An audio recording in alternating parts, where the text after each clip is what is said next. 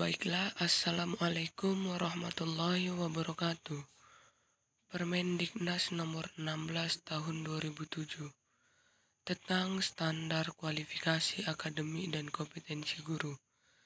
Setiap guru wajib memenuhi standar kualifikasi akademik dan kompetensi guru yang berlaku secara nasional.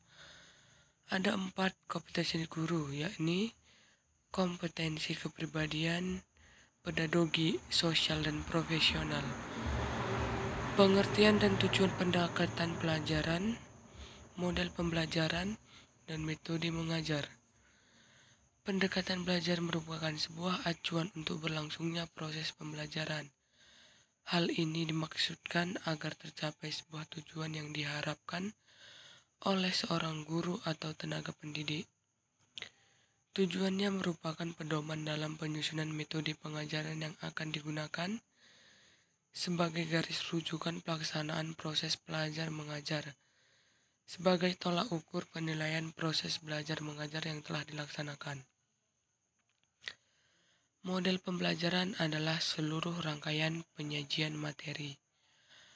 Materi ajar yang meliputi segala aspek sebelumnya, sedang dan sesudah pembelajaran yang dilakukan guru, serta segala fasilitas yang terkait yang digunakan secara langsung atau tidak langsung dalam proses belajar mengajar.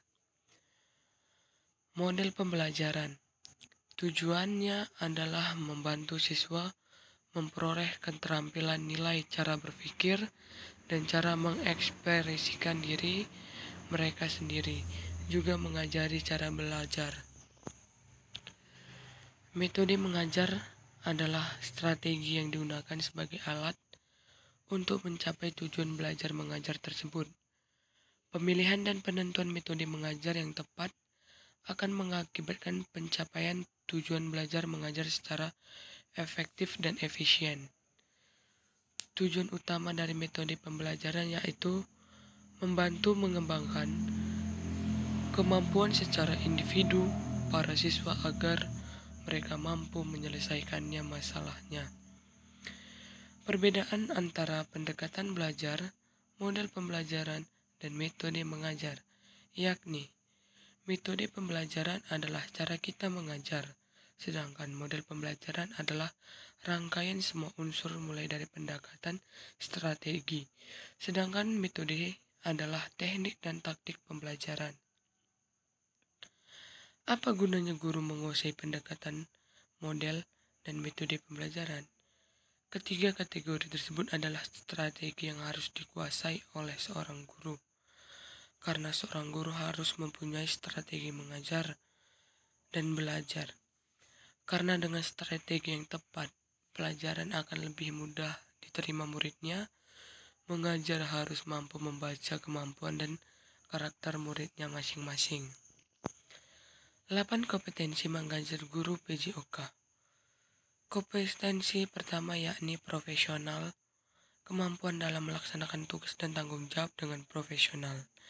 Yang kedua, kompetensi sosial, yakni pada dasarnya setiap manusia adalah makhluk sosial dan butuh berinteraksi dengan lingkungan.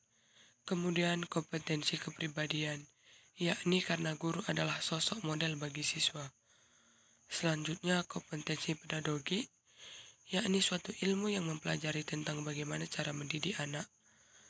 Kemudian kompetensi manajerial dengan menguasai kompetensi manajerial atau kemampuan dalam mengelola kelas. Terdapat beragam karakter siswa di dalam kelas, maka guru tetap bisa mengelola kelas dengan baik. Kemudian cakap digital, jika dilihat dengan masa lalu, maka di era zaman teknologi sekarang, siswa guru gampang dan mudah mengakses pembelajaran seperti melalui Zoom Meeting, Meet, Google Classroom, dan yang lainnya. Kemudian HOTS, High Order Thinking Skill, terdiri dari critical thinking atau kemampuan berpikir kritis, collaboration skill, kemampuan bekerja sama, communication skill, kemampuan berkomunikasi, dan kreatif inovatif. Yang terakhir, keterampilan mengadakan variasi dalam pembelajaran, Salah satunya hal yang lazim ditemukan dalam proses pembelajaran adalah di mana siswa mulai jenuh, bosan, dan stres dalam mengikuti pembelajaran. Kondisi mental yang demikian bisa jadi disebabkan oleh pembelajaran yang monoton dan tidak bervariasi. Kemudian, 6 pertimbangan yang harus dimiliki guru. Yang pertama, tujuan pembelajaran. Penetapan tujuan pembelajaran merupakan syarat mutlak bagi guru dalam memilih metode yang akan digunakan di dalam menyajikan materi. Tujuan pembelajaran merupakan sasaran yang hendak dicapai pada akhir pengajaran serta kemampuan yang harus dimiliki siswa. Kemudian ada aktivitas dan pengetahuan awal siswa. Belajar merupakan berbuat, memperoleh pengalaman tertentu sesuai dengan tujuan yang diharapkan. Karena itu, strategi pembelajaran harus dapat mendorong aktivitas siswa. Aktivitas dimaksudnya hanya terbatas pada aktivitas fisik saja, akan tetapi juga meliputi aktivitas yang bersifat psikis atau mental. Integritas bidang studi atau pokok bahasa mengajar merupakan usaha mengembangkan seluruh pribadi siswa. Mengajar bukan hanya mengembangkan kemampuan kognitif saja, tetapi juga meliputi pengembangan aspek efektif dan aspek psikomotor. Karena itu strategi pembelajaran harus dapat mengembangkan seluruh aspek kepribadian secara terintegritas. Alokasi waktu dan sarana penunjang. Waktu yang tersedia dalam pemberian materi pembelajaran 1 jam pelajaran adalah 45 menit. Maka, metode yang dipergunakan telah dirancang sebelumnya, termasuk di dalamnya perangkat penunjang pembelajaran. Perangkat pembelajaran itu dapat dipergunakan oleh guru secara berulang-ulang, seperti transparan, chat, video pembelajaran, film, dan sebagainya. Kemudian jumlah siswa.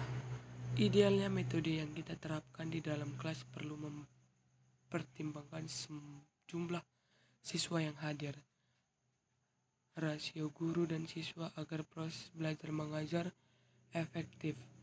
Ukuran kelas menentukan keberhasilan, terutama pengelolaan kelas dan penyampaian materi. Kemudian pengalaman dan kewajiban mengajar. Guru yang baik adalah guru yang berpengalaman. Peribahasa mengatakan, pengalaman guru adalah pengalaman yang baik. Hal ini diakui lembaga pendidik kriteria guru. Berpengalaman dia telah mengajar selama lebih kurang 10 tahun. Maka sekarang bagi calon kepala sekolah boleh mengajukan permohonan menjadi sekolah bila mengajar minimal 5 tahun. Kemudian 5 style teaching, pengertian, tujuan, dan penerapannya. Style command atau pendekatan komando. Mengajar yang paling bergantung pada guru, tujuannya adalah penampilan yang cermat. Dalam penerapannya, dalam gaya komando ini guru penjas harus aktif karena penjelasan penyampaian materi diberikan oleh guru penjas itu sendiri dalam gaya komando dari pra pertemuan, saat pertemuan, pasca pertemuan, keputusan semua diambil oleh guru penjas. Kemudian style praktik. Dalam strategi pembelajaran ini, peserta didik diberikan waktu untuk melaksanakan tugas secara perorangan, sedangkan guru memberi umpan balik kepada semua peserta didik secara perorangan. Di sini guru bertanggung jawab menentukan tujuan pengajaran, memilih aktivitas, dan menetapkan tata urut kegiatan untuk mencapai tujuan pengajaran. Kemudian style reciprocal. Pada strategi pembelajaran reciprocal, kelas diorganisir dan dikondisikan dalam peran-peran tertentu. Dibagi menjadi 2 bagian kelompok. Ada peserta didik atau peserta didik berperan sebagai pelaku dan sebagai observer atau pengamat terhadap aktivitas yang dilakukan oleh kelompok pelaku, sedangkan guru sebagai fasilitator. Kemudian style self-check. Metode pembelajaran penemuan adalah suatu metode pembelajaran di mana dalam proses Belajar mengajar guru memperkenankan peserta didik secara tradisional bisa diberitahukan atau diceramahkan. Model penemuan terbimbing atau terpimpin adalah model pembelajaran penemuan yang dalam pelaksanaannya dilakukan oleh peserta didik berserta petunjuk-petunjuk guru. Kemudian yang terakhir, style inculcation atau inquiry.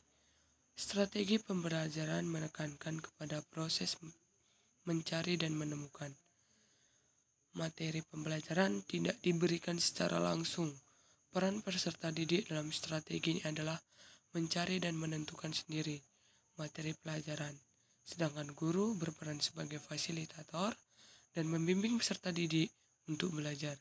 Strategi pembelajaran inquiry merupakan rangkaian kegiatan pembelajaran yang menekankan pada proses berpikir kritis dan analisis untuk mencari menemukan sendiri jawaban dari suatu masalah yang dipertanyakan.